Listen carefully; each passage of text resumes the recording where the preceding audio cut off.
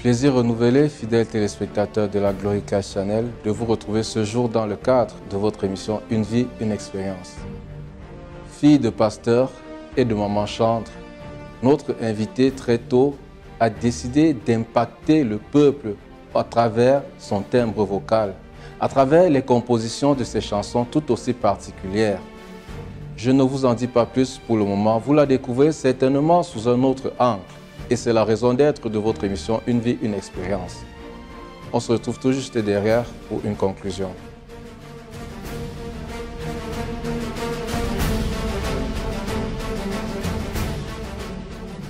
Je suis très heureuse d'être là. Je remercie la Glory Christ Channel et particulièrement l'émission Une vie, une expérience.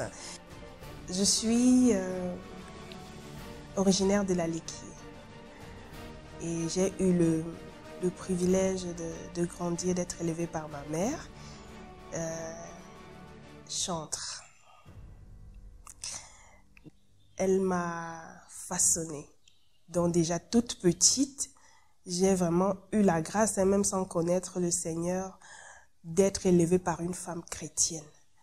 Une femme qui faisait confiance en Dieu et qui avait décidé de donner sa voix pour le Seigneur, même si elle était comptable, gestionnaire comptable dans une société de la place. Donc, on va dire quoi? Je commence à chanter à l'âge de 9 ans. Je me souviens précisément que c'est à 9 ans que je vais écrire mon premier texte parce que je suis auteur-compositeur.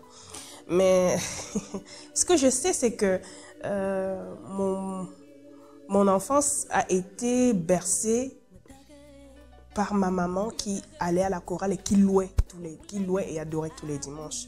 Mais je sais que j'avais aussi 2 rêves. Et du coup, mes rêves d'enfant ont commencé à prendre place. Et mes 2 rêves étaient ceci. Le premier, c'était d'être l'une des plus grandes chanteuses d'Afrique. Et le deuxième, c'était d'être une grande dame de pouvoir, c'est-à-dire être le directeur général de la BEAC.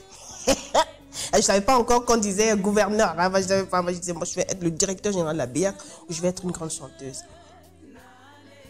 C'est clair qu'étant petite, je n'avais pas encore la relation intime que j'avais d'aujourd'hui. Mais c'est bizarre à dire, mais depuis toute petite, j'aimais déjà Jésus. Voilà. C'est-à-dire que ma mère elle m'avait dit, tu sais, chaque fois que tu auras un souci, si tu as envie de faire quelque chose, si c'est compliqué, tu appelles tonton Jésus. Donc pour moi, j'avais une relation, un genre avec Dieu. Je n'avais pas encore réalisé qu'en fait, il y avait des enfants qui grandissaient sans vraiment connaître le Seigneur. Mais moi, j'étais déjà en plein dedans. Alors, quand je deviens une femme, je vais à l'université. Et l'une des choses qui m'avait frappée, moi, dans ma personnalité, bizarre jusqu'à aujourd'hui, je n'avais pas un amour poussé pour les boîtes de nuit. Je n'avais pas un amour poussé pour des endroits, un genre. La preuve, dans mon éducation artistique, je ne ferai pas de cabaret. Je ne dis pas que ceux qui font le cabaret sont gâtés pourris. Mais lorsque je fais une introspection de comment j'ai commencé ma carrière, je vois toujours ma mère à côté, en fait, parce qu'elle m'avait dit, ma fille, je ne veux pas les problèmes avec la famille. Ce que je te demande, fais de la musique. Pense à Whitney Houston chaque fois que tu voudras faire ta musique là. C'est-à-dire, pense au sommet. Et je refuse que tu chantes le Sankalès. Excusez-moi d'être terre à terre comme ça. Il vaut mieux que tout le monde comprenne. Donc déjà, dès le début même de ma carrière, je m'étais fait une promesse. J'avais suivi le conseil de ma mère et j'avais décidé de faire une musique qui n'allait pas souiller l'âme, qui n'allait pas souiller les esprits, qui allait plutôt apporter un plus. Et je précise toujours qu'à ce moment-là, même si je suis amoureuse de Jésus, même si j'aime Dieu, il n'est pas encore vraiment dans ma vie comme maintenant. Mais ce que je sais, c'est que le fait d'être chrétienne m'a préservé de beaucoup de choses. Oui. Entre autres quoi? D'éviter les maris couche-toi là. Je savais que pour avancer, je n'avais pas besoin de coucher avec un homme. Je savais que pour avancer, j'avais besoin de prier et de travailler. En fait, voilà les deux. C'est bizarre. J'avais jamais vu ça comme ça. C'est vrai en plus. Donc, pour moi, vraiment, ce qui catalysait mon évolution dans la musique, je voulais être chanteuse. Comme un enfant a envie d'être médecin, comme un enfant a envie d'être réalisateur, comme un enfant a envie d'être tout ce qu'il veut rêver. Mais je savais que pour évoluer et avancer dans ce que je voulais faire, avec le don que Dieu m'avait fait là, il fallait qu'il fasse partie de ma vie. Voilà. Et c'est comme ça donc, à chaque étape, que ce soit l'enregistrement de l'album, que ce soit les répétitions, que ce soit quoi, j'ai toujours mis le travail et la prière ensemble. Donc maintenant, après mon premier album, ça va être Akuma. Les gens vont être étonnés effectivement que c'est comment une jeune fille qui a à peine 20 ans attaque des sujets aussi deep, I don't know how to say that in French, profonds. Des sujets profonds tels que le droit de cuissage. Parce qu'en réalité, la première chanson que je sors et qui me fait découvrir, qui est Me Tuck, décrit le droit de cuissage. C'est une chanson qui dit non à la vente de son corps pour accéder à une position supérieure dans la société.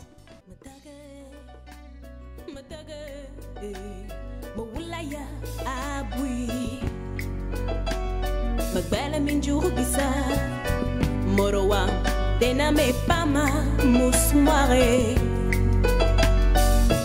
Ivo mi sama teke pamborbe mana abanga mininga zugu boko bibwan ekie. Ivo mi sama teke pamborbe mana abanga mininga zugu biku telowe zane ma voile nale zane ma vebisei azazada baba na mana banga mininga ey dayena na nuvo ko bom bonge ma ey zane ma voile nale zane ma vebisei.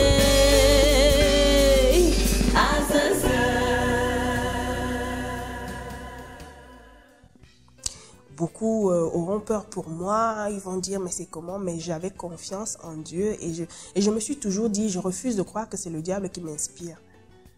Je veux faire une musique qui va changer les mœurs, même si c'est pour une âme, pour 10 âmes, même si c'est 10 femmes ou 10 jeunes garçons qui en écoutant Me Tuck décident soit de rétrograder du chemin qu'ils ont déjà eu à prendre ou décident de vraiment prendre conscience que c'est quelque chose de lourd dans la société. On n'en parle pas, mais il y a beaucoup de jeunes filles qui prennent une mauvaise route, qui pensent que le corps est forcément l'élément qu'il faut utiliser pour évoluer. Donc après, il faut avouer que ça n'a pas été facile, mais je n'aime pas souvent m'attarder sur les difficultés. Je dirais que en tant que chanteuse, étant jeune et ne faisant pas la musique comme les autres, une musique qui va faire forcément déhancher les gens ou bien que les gens enlèvent seulement les pantalons et ou soulèvent les cabas. Je n'ai pas eu une cote de popularité très énorme au début, mais il y a eu une grosse surprise parce que beaucoup de jeunes gens m'écrivaient. Il y en avait qui m'envoyaient leurs témoignages, qui me disaient Sanzi, tu ne connais pas la chanson, mais peut-être que toi tu viens de sortir là, tu ne sais pas, tu m'as touché en plein. C'est ce que je vis en ce moment dans mon lieu de service. Je traverse un moment difficile et patati et patata. Et moi, ça m'encourageait. Je considérais plus les personnes vraiment qui étaient touchées par mon message. Et c'est là où j'ai vraiment compris que on peut faire de la musique d'exhortation. Et c'est comme ça que comment dire, to dig deep, j'ai vraiment commencé à creuser à fond, même dans mes compositions, dans ma manière de composer. Je pouvais chanter l'amour, je pouvais chanter autre chose, mais j'étais vraiment plus ancrée dans des messages qui allaient toucher le cœur. Et généralement, même dans mes interviews, que ce soit au Cameroun ou à l'extérieur, je m'amuse toujours à dire que je me considère comme un docteur. Je ne sais pas pourquoi. Je me considère comme un médecin, mais un médecin qui n'a pas une blouse blanche et qui n'a pas une seringue. Moi, ma seringue, c'est quoi? Mes médicaments, c'est mes mélodies, c'est mes textes.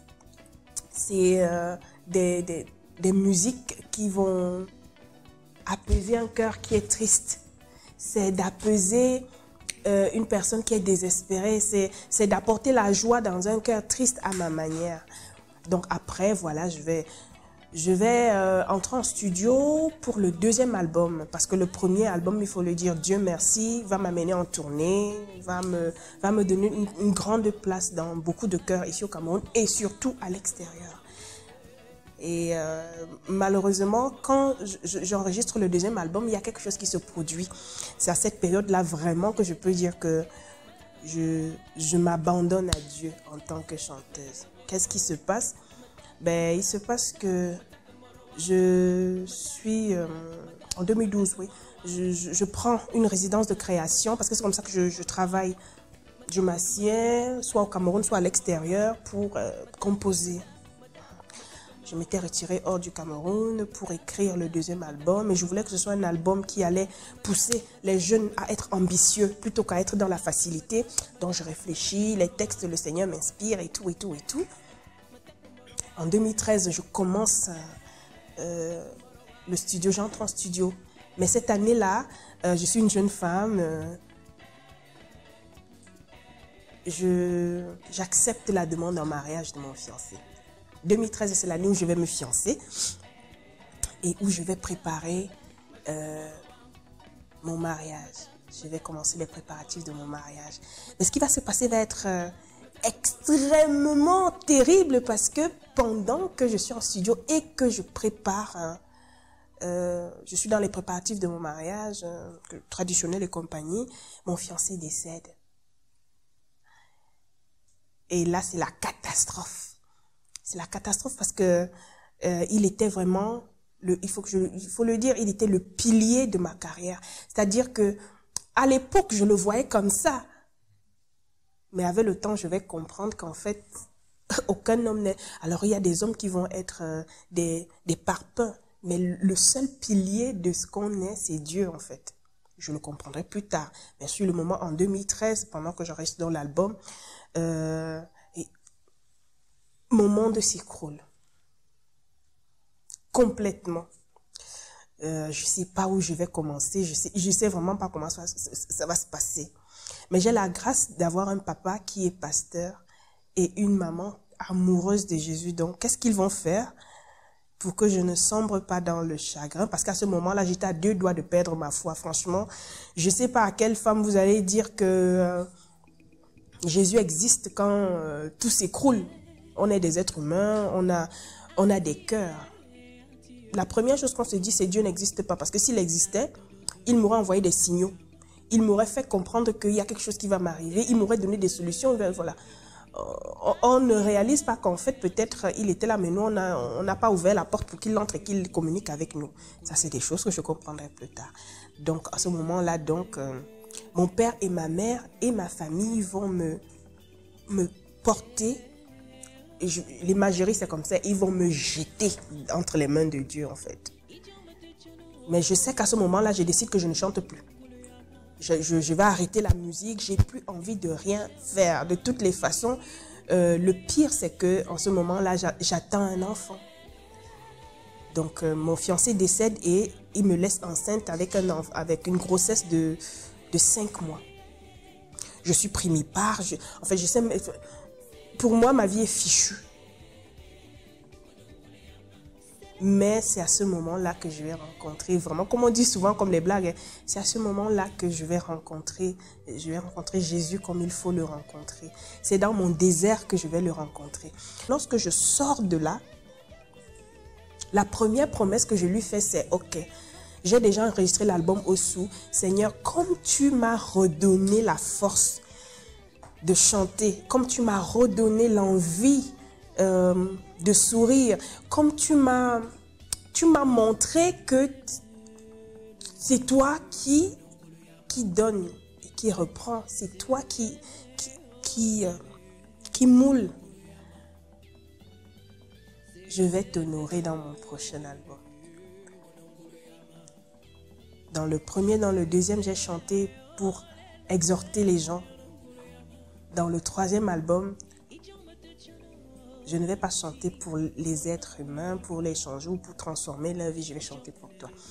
Je ne vais pas changer ma manière de chanter, je ne vais pas changer mon univers, mais à partir de ce moment-là, je vais comprendre que je n'étais pas sur le mauvais chemin. En fait, je vais comprendre que il vaut mieux chanter pour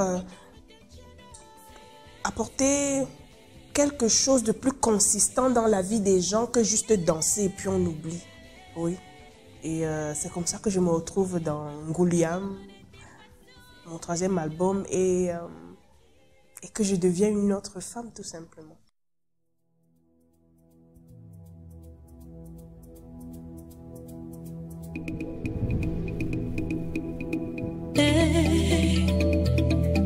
Atie,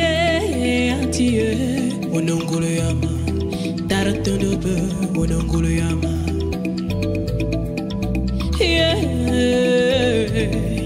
Atie, onongoleyama, comme yo piesi, onongoleyama.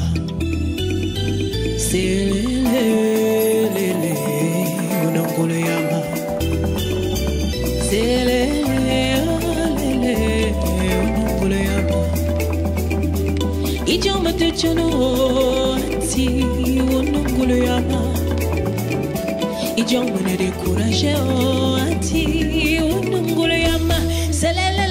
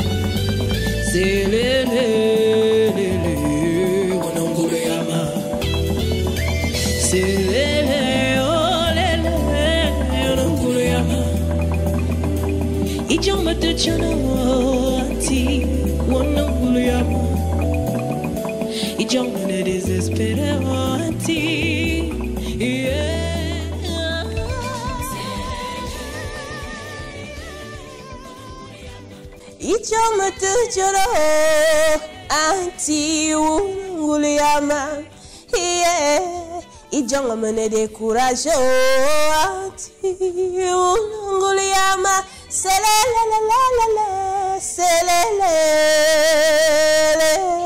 onongoleyama. Selele, onongoleyama. Selele, onongoleyama. Selele,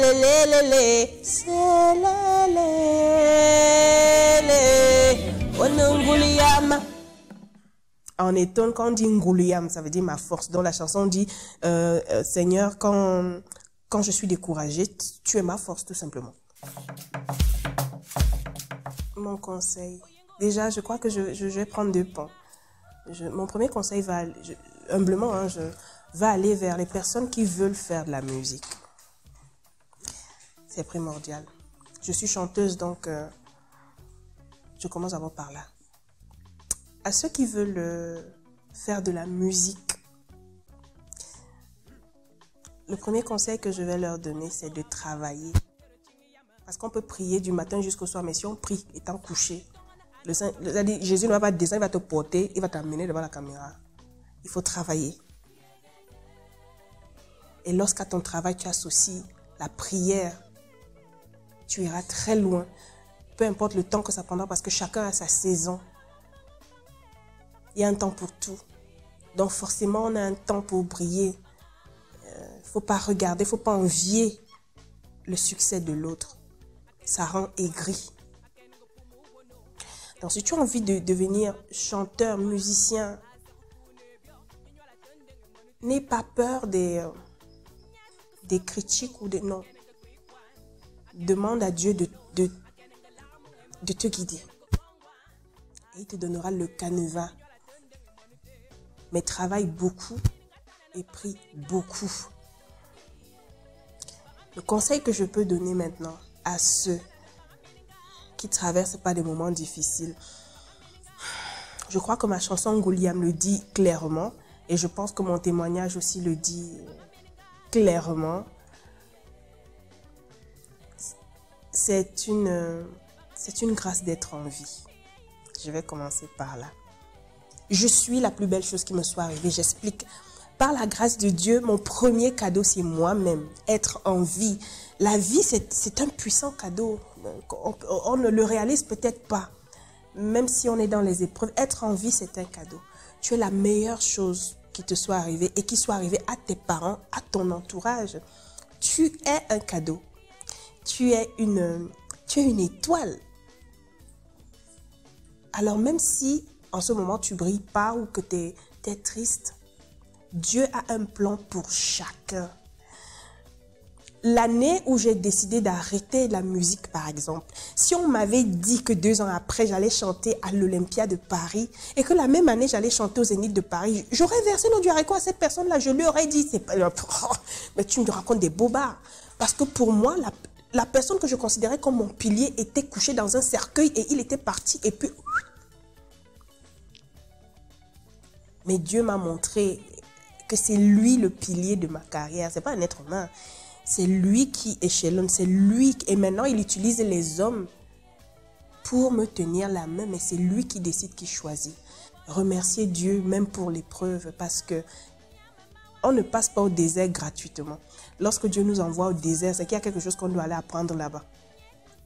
Donc moi, mon désert, c'était le veuvage officieux. J'ai beaucoup appris. Toi, ton désert, c'est peut-être le manque de travail. Peut-être qu'il y a quelque chose en toi qu'il faut que tu transformes. Ne tourne pas le dos à Dieu sous prétexte que tu te sens abandonné. Dieu n'abandonne aucun de ses enfants.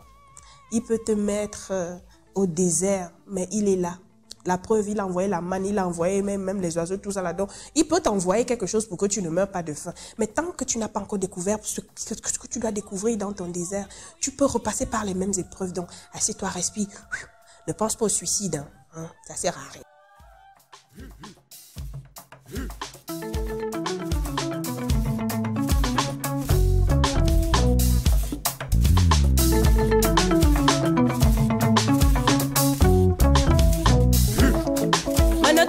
Wana mi mutugo no so afolanga pero chingi yama so mini tonga na anam panga mininga panga mininga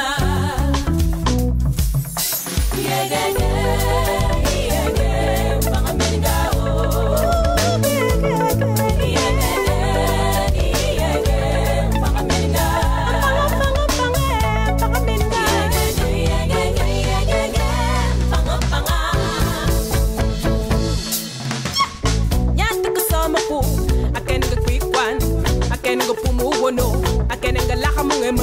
Kena go kongwa asa kune bio inyo la tendenge monute nyat kusama kubo akene go kwikwan akene go pumu wono akene go lamu ngema panga akene go kongwa asa kune bio inyo la tendenge monute mininga tana na panga mininga panga mininga mininga tana na panga mininga.